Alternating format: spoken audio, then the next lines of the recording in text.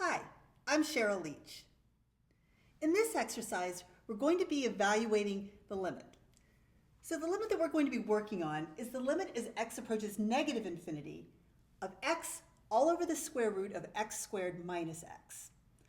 Okay, well before I get started, let's see if I can get a sense of what's happening here.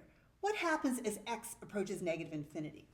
Well, the numerator will also be going to negative infinity. And if I look at the denominator, if I have a number that's going to negative infinity and I square it, it will be going to positive infinity. I'm going to be subtracting something that goes to negative infinity, so again, it's going to continue to get larger. And when I take the square root of it, well, that slows down the growth a little bit, but it's still getting very large. So in my mind, I'm thinking I have a negative infinity over infinity. But that doesn't really help me answer this question because I'm still not really sure what's going on. Usually, if I have a fraction and the numerator is going to infinity, that makes the entire fraction get very large. If the infinity is in the denominator, it's going to make the fraction go to 0. Well, since I have a negative infinity over infinity, and an infinity in both the numerator and the denominator, what's happening? Is it getting large? Is it going to 0? Is it something in the middle? I'm not quite sure. I really just can't reason this one out. So that means I'm going to have to find another way of evaluating this limit. And what we typically do is try to find a way of rewriting my expression so that I can evaluate the limit. Okay, so I have to figure out a way of rewriting my fraction. Well, I'm going to take my cue from how I evaluate limits at infinity for rational functions. Now, this is not a rational function. A rational function is a polynomial over a polynomial. This one has a radical in the denominator, but I'm going to use a similar technique.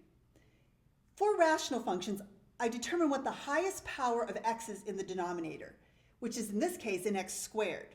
Now this is where it becomes different because it's not rational. I really have the square root of x squared. So instead of dividing top and bottom by x squared, I'm going to divide top and bottom by x. So I'm going to rewrite this as the limit as x approaches negative infinity. I'll divide by x in the numerator and also in the denominator. So again, I haven't changed anything here. Okay, so let's see if this helps a little bit. The numerator simplifies nicely. I can write this as the limit as x approaches negative infinity of 1 all over. Now, the denominator is a little trickier. I'd like to be able to incorporate this x inside my square root. Okay, well let's see if I can use a little bit of algebra to think how this would work. It seems to me that x should equal the square root of x squared, because whatever a squaring function does, the square root will undo it. So it seems like I should be able to replace x with the square root of x squared. But that's not quite right. Let's see what's happening here. I'm taking x as it approaches negative infinity, so that means that x is going to be a negative number. If I take a negative number and square it, I'll get a positive number. And then when I take the square root of it, it's positive again.